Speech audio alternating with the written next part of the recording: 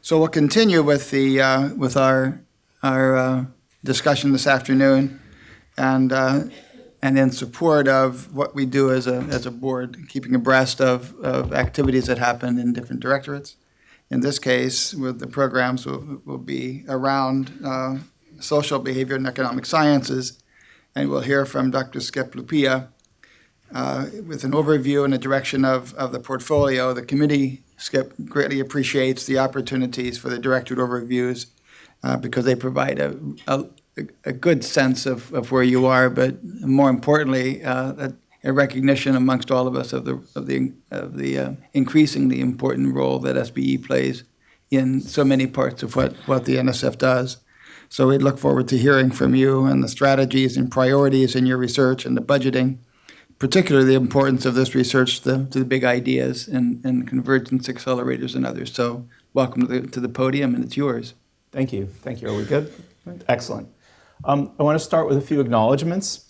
First, I'd like to thank the SBE staff and program officers that are here and watching upstairs for the creativity and diligence and regard for others that you bring to work every day. It's really an amazing thing to behold. I also want to acknowledge the other ADs and the leadership of this building who provide daily inspiration for everything that we do. The work of SBE is about you. It's about me. It's about our families, our communities, and our nation. Today, SBE focuses on the nation's most important priorities. Through NSF's distinctive approach to funding science, its support of core programs, its support of dynamic interdisciplinary and cross-directorate collaborations, and its partnerships with innovative stakeholders, SBE scientists are creating new approaches to emerging challenges and unprecedented opportunities.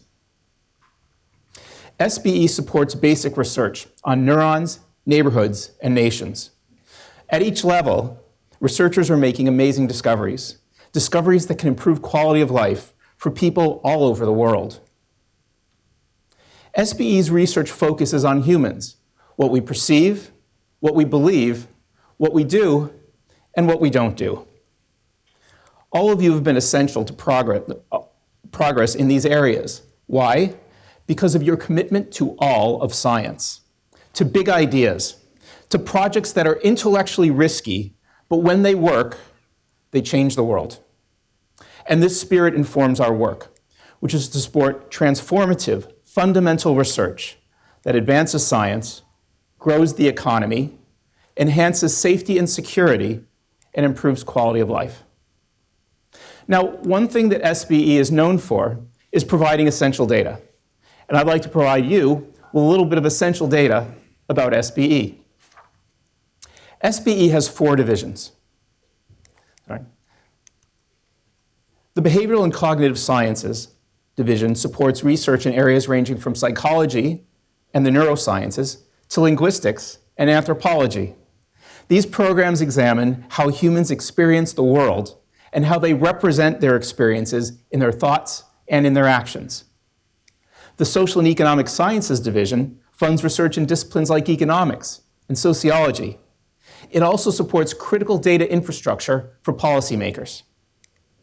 This infrastructure includes the panel study of income dynamics, which shows how economic conditions affect individuals and families throughout their lifetimes.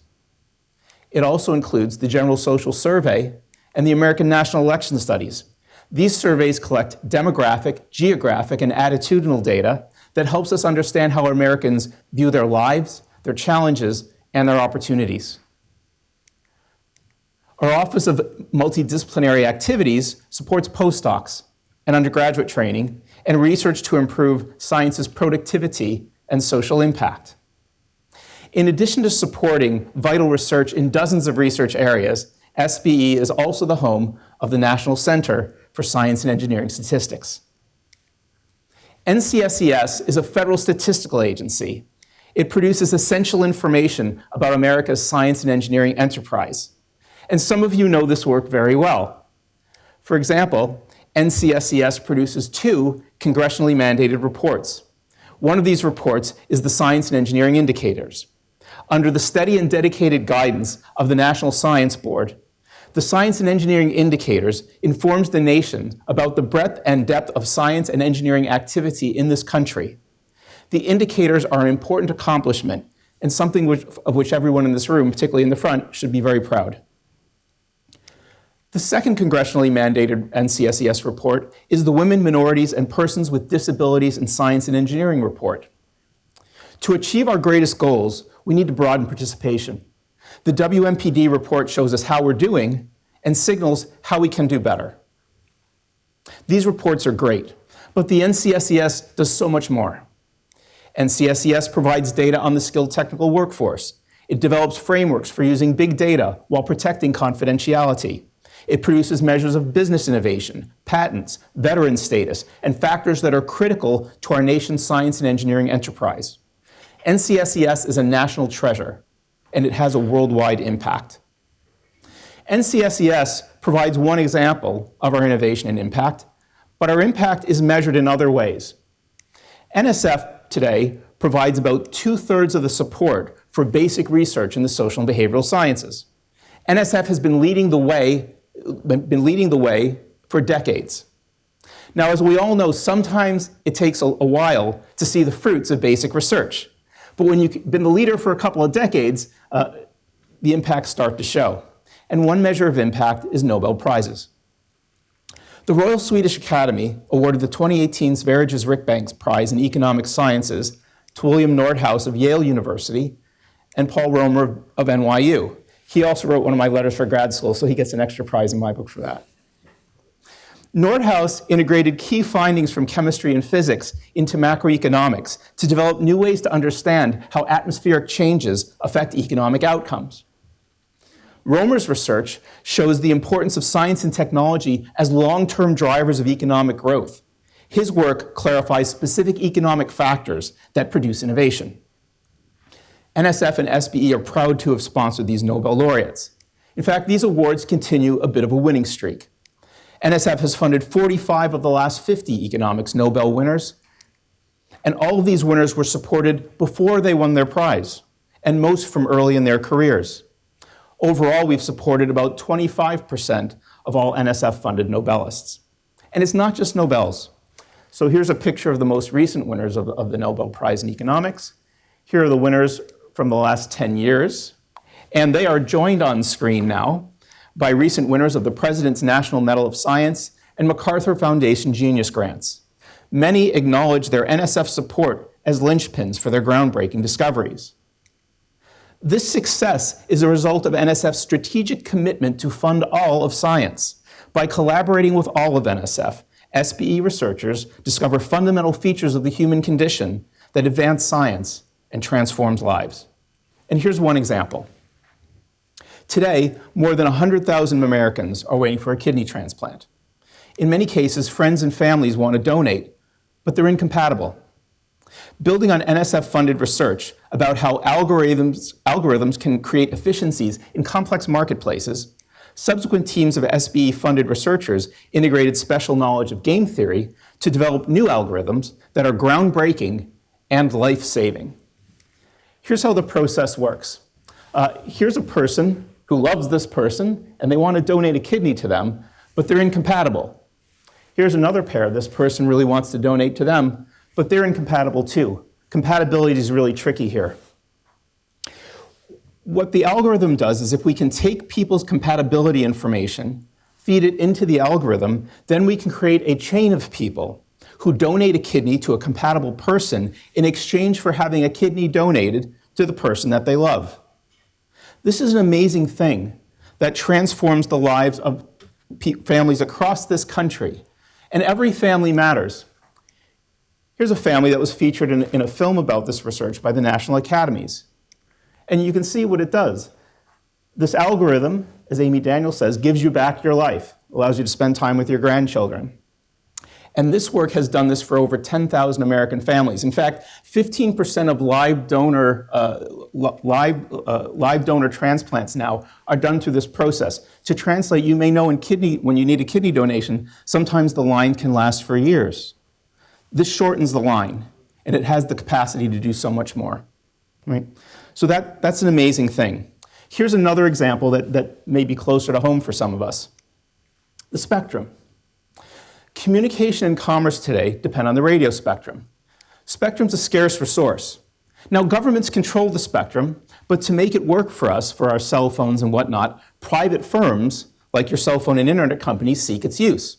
So the governments have a problem. They have a question to solve, and that is, how can we maximize taxpayer returns from this situation?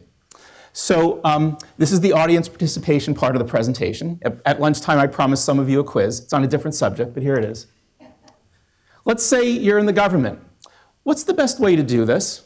Okay, so we can look at option A and we can say the government can solicit bids and we can evaluate them. And that's how these decisions are often made. But you might say, well, wait a minute, maybe we could have an auction because it's limited. Maybe we'll have all the firms bid against each other. And that's an interesting way to do it too. Or maybe we could split up the auction and have a bunch at a time. So here's the quiz. What do you think is the best way to do this? All right, so I'll give you a hint. This is NSF, where discovery begins. So obviously the answer is D. All right, so let's think about that other way. Right? The other way is that researchers funded by NSF propose multiple unit, multiple round sealed bid auctions. So let me unpack that. The government breaks the spectrum into small parts. They then invite firms to submit sealed bids. The government accepts some of the high bids, but it has an option to declare another round of bidding for the units where it didn't get what it wanted. The government can do this again and again. Using this method, the government learns about what the firms are willing to pay. And the firms who aren't quite sure when the auction will end, this increases their incentive to bid higher in each round. These dynamic auctions give strategic incentives for tech firms to use the spectrum in efficient ways. By design, these auctions have generated over $114 billion for the American taxpayer, and I want you to pay attention to this next point, out of thin air. Literally. All right? It's an amazing thing. That is a nice return on NSF's investment in the social and behavioral sciences. Another SBE outcome affects some investment returns that may fit closer to home. Today, many people can plan for their retirement by participating in 401k programs. At the beginning, employees had to do a lot of work to sign up. In other words, the default option was not to participate in your 401k plan. And many people just went along with the default, leaving themselves at considerable financial risk. Around this time, SBE-supported scientists were conducting basic research on why people make mistakes when planning for their futures. Over time, major companies in the US learned about this research. They learned that the structure of the initial versions of their 401k programs actually contributed to the mistakes. In response, most companies have restructured their programs. And as a result of these changes, participation in 401k programs is way up, and millions of Americans are on a stronger financial path. Thanks, NSF. Now I want to turn to some of NSF's more recent activities and their impact on national priorities. We're all grateful to the brave servicemen and women who protect our nation every day. Our friends at DoD are more interested in the SBE sciences than ever before. They know that in our current age, we not only battle with guns and tanks, we battle with ideas and information. And we face many threats. We need to protect American values and not allow adversaries to threaten or impose their will on our interests. To do this, we must not only know more than our adversaries about tactics and strategy, we must know what they know before they know it. The SBE sciences are expanding our capacity in this domain. Here's an example. Suppose we could disrupt a terror network before it starts. That would save a lot of lives of civilians and of service members. To achieve this goal, NSF-supported social scientists conducted basic research activities in a number of high-risk areas. One inquiry focused on why people join terror groups. The researchers discovered clusters of people who joined terror groups because they believed that the spiritual strength of their group was stronger than that of their adversaries. But that wasn't all they learned.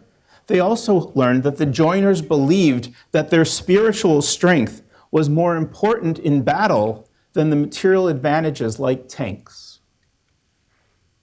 As a result of work like this, DoD knows more about what potential adversaries are thinking. They also know why a previous strategy of trying to pay people not to join terror groups was backfiring.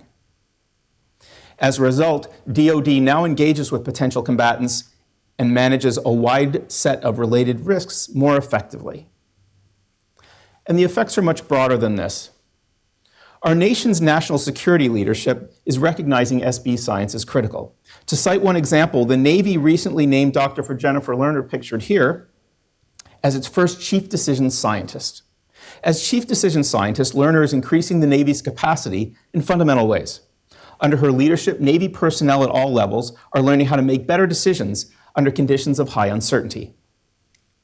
Professor Lerner, who we talked to a couple weeks ago, credits NSF for her groundbreaking success. She says, "I would not have made it through graduate school without an NSF fellowship. And critically, I needed the intellectual independence that it gave me," because her work was questioning a lot of established beliefs about how people make decisions in pretty bad situations. She now says, "It's easy for me to see I would not be where I am today without the early support of NSF." In fact, thanks to NSF's distinct approach to funding SBE, in particular our willingness to fund high-risk ideas, our servicemen and women are getting from NSF a kind of tactical support that is available nowhere else. We see similar outcomes in the context of public safety. SBE-funded anthropologists and MPS-funded mathematicians at the University of California, Los Angeles collaborated on a mathematical model. Their basic research combines historical crime data, bus routes, business locations, weather, and other factors to predict times and locations where crime is likely to occur. When the Los Angeles Police Department applied the model, they found that twice as much crime occurred in model-generated areas than in hotspots identified by their own trained analysts. The model made a difference in the field as well. Police who used the model reduced crime by much larger amounts than did comparable officers who are relying on standard methods. As Captain Choi of the LAPD told us, this model allows them to do more with less. The officers are safer, the public can be safer. Today, a growing number of police departments use this cross-directorate collaboration to keep communities safe. Other collaborations are saving lives during extreme weather events. In this case, SBE collaborated with our Geosciences Directorate and our friends at NOAA. SBE-supported researchers surveyed meteorologists and members of the public in high-risk areas to assess what they did and did not understand about hurricane risks. Scientists knew that storm surge, which causes drowning, kills many more people in hurricanes than wind speed. But storm surge information wasn't making it to the public. You may remember 10 years ago it was all about wind speed. NSF-supported researchers tested various ways of conveying storm surge information, and it led to the new graphical warning system that you see here that NOAA launched in 2014. This graph is eye-catching, people pay attention to it, and now storm surge warnings like this are predominantly broadcast. And again, a thing not to take for granted is if you look at the coverage of hurricanes, news coverage of hurricanes 10 or 15 years ago, you weren't seeing this. But it's critical to see this because as a result of this collaboration, people have better information. And it really matters because when hurricanes come, every second counts for potential victims and for first responders. Other SBE-supported scientists are supporting basic research on how brains change during memory formation. One line of research clarifies why people can be confident even when their memories are wrong. I know that happens to me, but we'll talk about that later. One line of research clarifies, so the work identifies two different neuron populations in the parietal cortex. Now, some of the neurons tell you whether an object is familiar or unfamiliar, a useful thing to know. Another population reflects people's confidence in the judgment that they're making. What was found was that moments of overconfidence, the two neural networks were giving very different signals about the likely consequence of a decision. In other words, the confidence green light was overwhelming the reality red light. We are on the verge of learning a lot more about when these types of cognitive conflicts occur. Using this work, we can better understand decision-making in a range of very difficult contexts. In particular, this work can help us tailor technology to help people with an emerging range of memory-related challenges. So research in areas like developmental psychology and cognitive neuroscience connect bodies and brains in lots of different ways. Here's one example that it's amazing to think about. So Cole Galloway at the University of Delaware was examining the relationship between cognitive gaps and motor skills. Galloway thought he could learn more by easing movement for children who have motor disabilities. His team, to help the research, built some simple mobility devices to help the kids move around and to advance their research. And the new data were great. They uncovered previously unknown relationships between movement and cognition. And the story could stop right there, but it didn't. The parents loved the devices, and the kids did too. Galloway and the parents started Go Baby Go to increase access to the devices. So the plans for these devices are now online, and you can build the little cars with materials available at any hardware store. Today, there are over 120 Go Baby Go chapters, and they've distributed over 8,000 cars. And again, let's just think about the unit of analysis here, a single family. So this is Chrissy Jackson from Minnesota.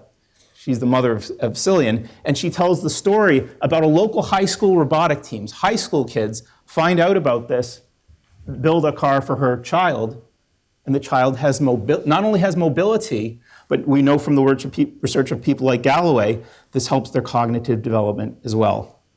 It's an amazing thing.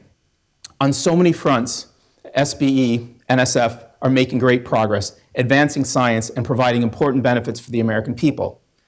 In terms of numbers, these 4 divisions support a wide range of research activity. In fiscal year 2019, our budget was $270 million, about 3% of the RNRA budget. And with this funding, we'll make approximately 1,000 awards to about 400 institutions. Okay? But we're just getting started. We are working to stimulate innovation in developing scientific areas that align with national priorities.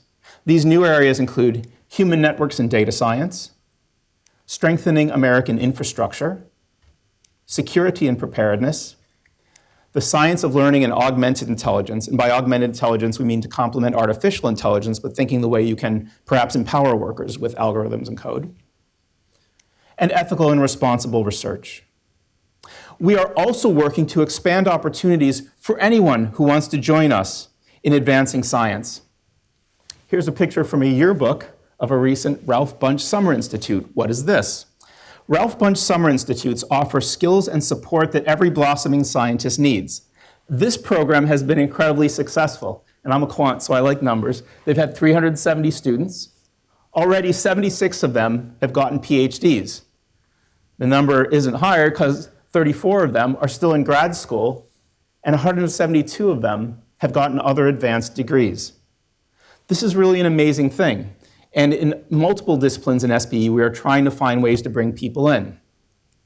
Another program creates opportunities for veterans. And this is a neat story. This is Ivan Castro. He went from participating in a STEM for Veterans program, and now he helps to run one. Right?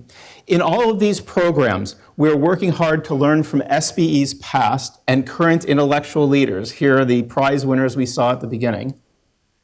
And we want to use the new ideas and the new opportunities to build our next generation of leaders. Right? Together, by supporting fundamental research that advances science, grows the economy, enhances safety and security, and improves quality of life, just amazing things we can do. And this work is about all of us. Every day at this foundation is a tremendous opportunity to do better than we did yesterday, to discover the impossible.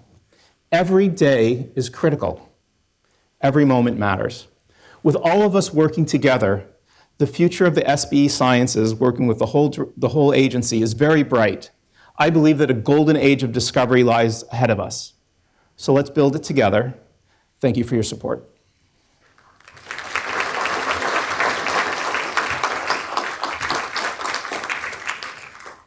Thank you, Skip. We have some time for questions and comments and probing from our board members.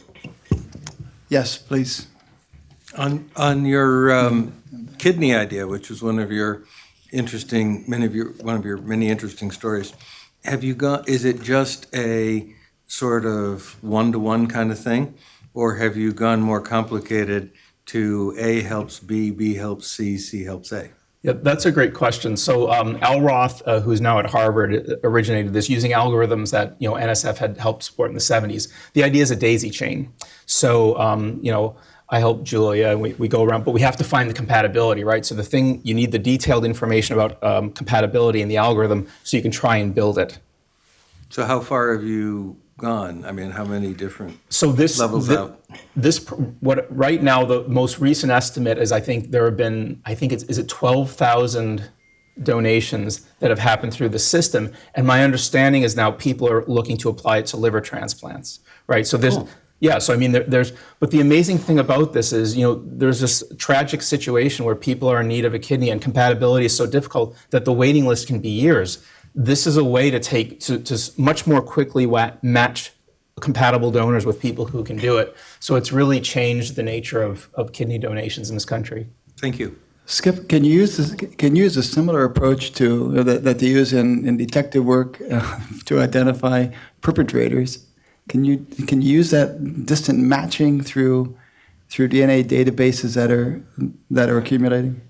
I would think so. Are we going to the police example? Are you thinking about the police example? The one that applies to kidney transplants, you should be able to apply similar kind of analytics or data. I would think so. Yeah, I mean, the amazing thing is the data is getting so much better all the time, right? So this thing started working, 10 years ago when our capacity to analyze, aggregate data wasn't what it was today. So I think I'm not aware of an application in that domain, but it's, within the realm of theoretical possibility. Should be.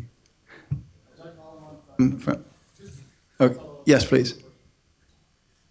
What do you think about the probability of compatibility within network size? And do you have any information about that? You see what I mean? I don't know. What I know is compatibility is difficult. I don't know the population averages. I know there are a couple different dimensions that make compatibility. So it's not a single dimension where there are 3 values. There are multiple dimensions where there are multiple values. So it's not a straight kind of linear match. There are interactive effects that, so if you think of it more of a lattice than a line. Yeah, if we could figure some way to do that, we could know, what size, networks we really need in order to be able to maximize the question that was asked before. Yeah. I just want to say this was a wonderful presentation, and clearly you've done a lot of work since arriving at NSF, and you've really brought together and have a real compelling story here. There's got to have been a lot of work behind the scenes to pull all this together, and there's reorganization undoubtedly happening within SBE. I know a little bit of this. I just came back from my niece's wedding, and she's in linguistics, and therefore there were a lot of linguistics people at the wedding. And in particular, they study endangered languages, which is its position within SBE is shifting somewhat. I don't want to derail you, but can you say a couple words about the work you've done over the past several months to do this? Sure. So I think in the SBE sciences, we have a really strong portfolio, but we study things that are sometimes it's hard to see the value of them. It just can be hard up front. So we've been on a 10-month listening, talking, engaging with a lot of different populations about how can we make the value of what we do more apparent. And so part of that means moving some things around, right? So I talked about security and preparedness. We fund a lot of research in that area right now. We don't have a program with that name, so if you're trying to find it, it'd be very difficult. With linguistics, there are so many amazing ways that people study that, and we have a partnership with NEH, and so there's the basic science part that we fund, and there's there's the rich part of the humanities that they fund. We're going to relabel our part of this collaboration. We're going to call it dynamic language infrastructure, because that's what we actually fund, and it will work in a continuing a memorandum of understanding with the National Endowment for the Humanities documenting endangered language program. So they're very complementary, but this change makes clear how our parts complement one another. And they've been great. We've been listening to stakeholders to get to this point. I've talked to people at NEH, and they've been very helpful in thinking about how to do this. But the idea is to make the value apparent. Thank you. A great presentation, fantastic. Thank you. I was going to say that when you look at the goals of SBE, this is the goals arguably of all the directorates. I mean, that's what it is, right? So given that, and the fact that you showed your examples where a lot of technology and engineering is underpinning some of these development activities that show the impact, you would think that there is a lot more of such collaborations and partnerships with other directorates that is increasingly needed to Yes. demonstrate, for the directorates to demonstrate the impact, and for SBE to show the tremendous value it brings to humanity and society. So I know that the Big Ten Ideas, there is a platform of SBE that's going to be partnered very actively in every aspect of the Big Ten Ideas. And I'm sure there are other programs that does that too.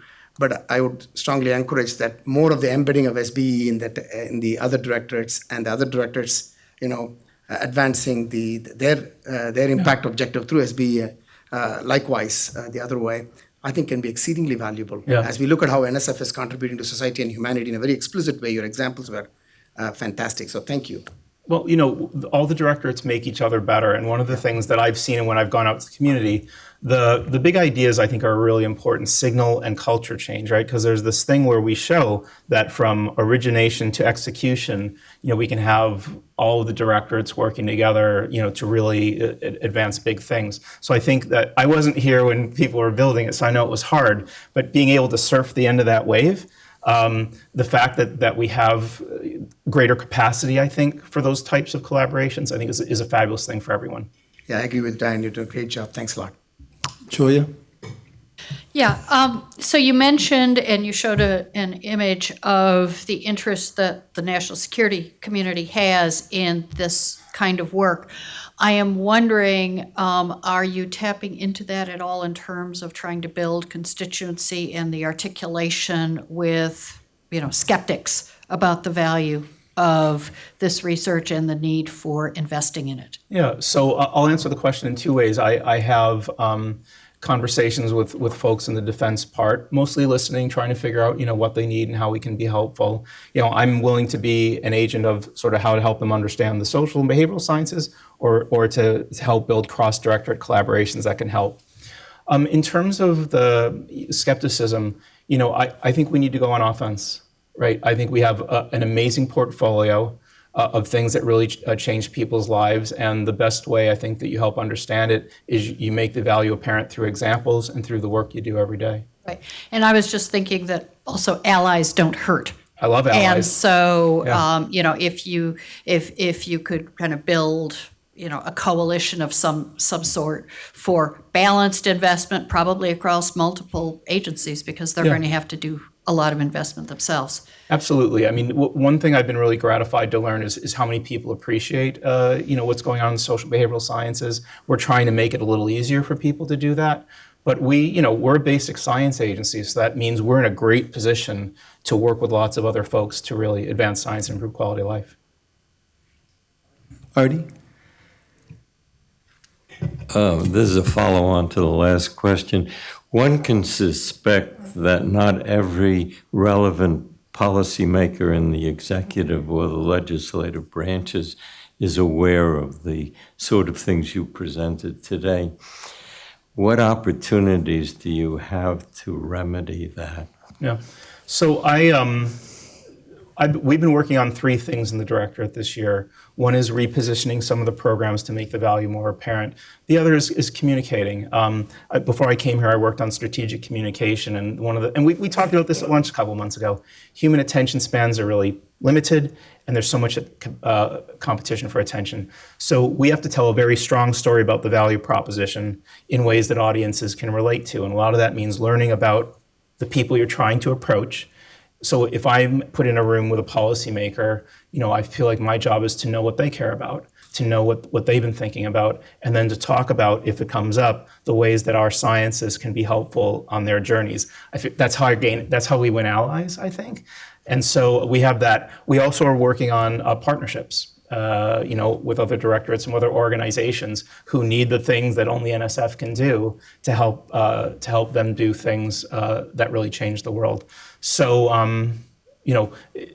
but going on offense is a big thing for us, and that means repositioning. So our, people say, I understand why we're funding that. Let's have more, and then being able to talk to other folks about that stuff's more important than I thought it was. Just to follow on, when I was at OSTP, there were lunches arranged with the congressional staff at which I would speak about whatever was on my mind. It would be valuable, I think, to get that group on board. Yeah, I'm happy to do it. Yeah. Maria? Yeah, Skip, that was great. So a number of the things that you've talked about are projects that require considerable computational capability. And is SBE requiring new investments in computer servers, et cetera, to be able to do this work? And is it at all limiting what people are able to propose and what you're able to fund? I wouldn't say we've required it. I mean, we're definitely trying to encourage it. And in the program called Human Networks and Data Science that we want to stand up, which evolves a current program that we have on, we really want to encourage that, right? So that's what we can do, right? I don't think we're in a good position. I suppose, we could run some solicitations that mandate a certain level. But we want to build capacity, right? So whether we do that through our own solicitations, through partnerships with SISE or the other directorates, I think I want to scale up as fast as possible. And so we're open to all the means of, all the different ways of doing that. Suresh? Yeah, first trivial question, are you running for office? It was a great presentation, very un-NSF-like somehow, and it was wonderful. Not that NSF-like presentations are not, sorry. There was one graph, I don't know if it's slide 13 or so, and I'm not suggesting you go back. It had a bar chart-like thing that was going up and little lines that were going up in it under SBE. Is that data of any sort, or is it just some aspirational, beautiful graph? Was that the cover of the WMPD report? It was STW, I think that was. Yeah. So I think that was during the NCS part of the conversation. So NCS, CS, both, so I actually have a nickname for them. It's the crown jewel of the National Science Foundation because they're so distinct and they're so valuable, but they produce both data and the tables. It's an amazing thing, right? And when they produce the data, the great thing is they're so careful about curation and quality, but the kind of data that they produce can be sensitive. So they're really great at giving you data that you need to answer your questions while protecting the confidentiality where it's needed. So right. If asked, you could say what that growth, that rather rapid looking growth in that graph what is on the cover of so what was that referring to? I'm looking at I got my team NCSES back there. Hi. Microphone, please. Thank you. Sorry. Sorry.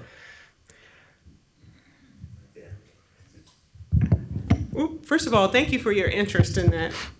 It's just a chart showing data, and then the dots at the top are outlining the actual distribution. So it's just a visual. Okay. Yeah.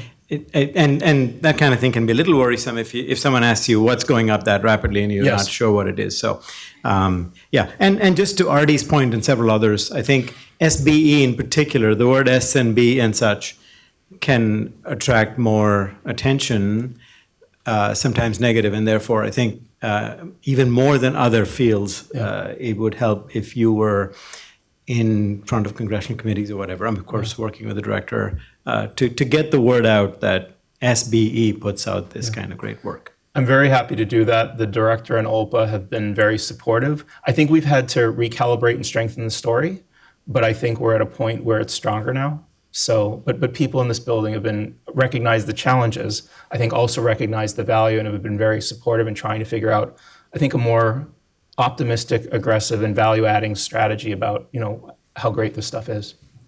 Jerry? So, as one of the older, I hate to use older members on this board, having been here longer than many others, and having lived through a good bit of what we had so many questions for SBE and really frightful, let me just say that this was the best presentation I have ever seen come from SBE. It's huge change, and I want to thank your team too. Sure. It gets the message across so clearly and the value so clearly that I just, I feel like standing up and applauding because it's just really good. And it's, of those of you that know me being on the board, I don't come out and say this very often. I usually am the cranky one. But this is really good, and I just want to congratulate you and your team, not only for the presentation, but being able to just really find the golden nuggets in what you guys are doing successfully. Yeah. I'm not afraid to say I love the people I work with. They're amazing. There are a couple of more questions that I'd love to stop on that one because it's so good, that point. But But given that it's my understanding that foundations, certain foundations, are also involved in this kind of work, have you looked at partnering to magnify the relatively meager 3% of the A&M budget, Well, RNRA? We're grateful for everything we get, and we're actively working with partnerships. And there's like, all right, so you and I are old enough to remember Reese's peanut butter cups here, right? There's a peanut butter chocolate thing that I think is on the horizon, because we can fund high-risk basic research. And a lot of people in private philanthropy, at the end of the day, need to produce a product pretty quickly. So there's an opportunity for partnerships here where you take our amazing brand equity, our license to do risky research, our great peer review process, and the fact that we will have well-informed networks in every research university in this country. There's so many entities that don't have that. And so if we take our assets and mix it with theirs, there's some amazing combinations. So we've been working on those things, and I hope in the coming months and years to be able to tell you about them. That's great to hear. Thanks. James, you want to say the benediction? No, as Kidding. as one of the SBE scientists on this board, it's very, you can imagine if it's gratifying to many of you, how gratifying it is to me to have heard this particular talk. I don't think Jerry is cranky, by the way. In SBE, we have another word, we can talk about that. But, but the point is this is where the place that, some of the divisions, some of the programs within NSF may be ready for assistance from some of the committees of the board. Because I co-chair the External Engagement Committee, it's a place where one might want to think about using some of the resources and ideas within that particular committee to try to advance some of the external engagement with SBE. And in fact, this is one of the first times I feel I can say that, and really with some meaning, because I think we may be able to gain some traction at this particular juncture. Thanks very much, James. Other comments? Thank you, Skip, for an outstanding discussion and presentation.